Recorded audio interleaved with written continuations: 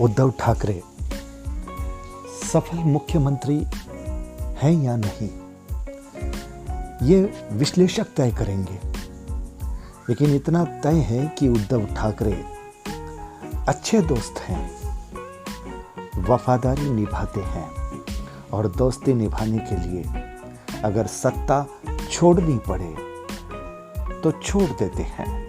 जी हाँ, महाराष्ट्र की राजनीति में आए भूचाल के बाद अपनी ही पार्टी में अंतर्विरोध और उसके बाद नंबर गेम में पिछड़ने के बाद उद्धव ठाकरे जी ने सरकारी जो निवास है मुख्यमंत्री का वो उन्होंने खाली कर दिया और अपने निवास मातोश्री में कल रात को ही पहुंच गए। सरकारी निवास खाली करने में उन्होंने बिल्कुल देरी नहीं की, यद्यपि अब तक उन्होंने इस्तीफा नहीं दिया है।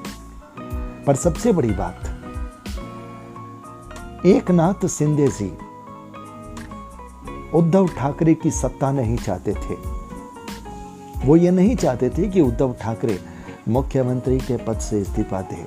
वो सिर्फ इतना चाहते थे कि उद्धव ठाकरे बाला साहब ठाकरे वाली शिवसेना की उस परिपाटी में आ जाएं और भारतीय जनता पार्टी के साथ गठबंधन कर लें, जो कि आपकी पारंपरिक और पुरानी साझेदार रही है, और एनसीपी और कांग्रेस से छुटकारा ले लें। लेकिन उद्धव ठाकरे जी ने सत्ता छोड़नी कबूल की, पर कांग्रेस और एनसीपी को छोड़ना स्वीकार नहीं किया। नमस्कार, मैं संजय सनम, आप सबका सादर अभिवादन। राजनीति में सरकारें आती है जाती है, राजनीति में पार्टियों के बीच में खींचतान होती है, पार्टी के अंदर में भी बगावत के स्वर होते हैं, कभी डैमेज कंट्रोल हो जाता है, कभी सरकार चली जाती है। बात उसूलों की, बात आपकी पार्टी का जो मोरल था, जो आदर्श था, जिसके लिए आप जाने जाते थे, आपने उसकी पगडंडी को छोड़ दिया। और यही बात आपकी पार्टी के एक कद्दावर नेता आपसे कह रहे हैं। वो अपने विरोध का, अपनी बगावत का कारण यही बता रहे हैं। वो ये नहीं कह रहे कि आप मुख्यमंत्री पद से इस्तीफा दो।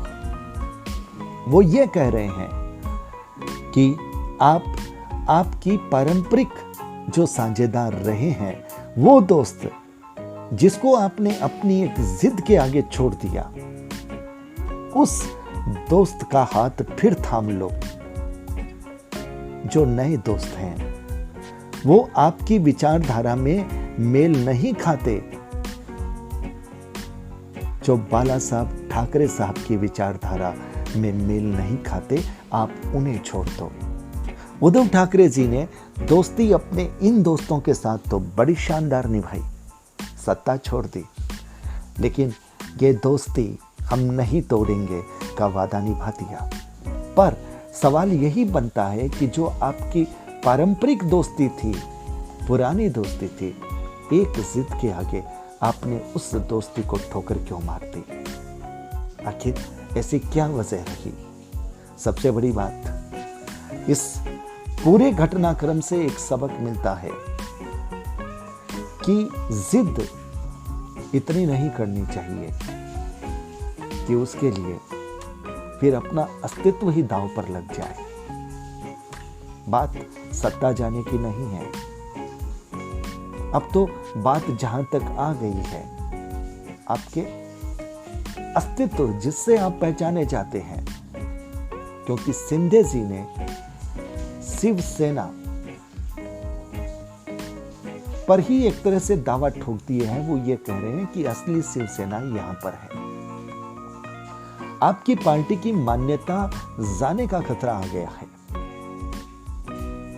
इस पूरे घटनाक्रम से उभरते हुए राजनेताओं को, उभरती हुई राजनीतिक पार्टियों को और उसके साथ साथ हर व्यक्ति को सबक लेना चाहिए न तो इतना घमंड करना चाहिए और न ही ऐसी जिद करनी चाहिए जो आपके आदर्शों के विपरीत जा रही हो।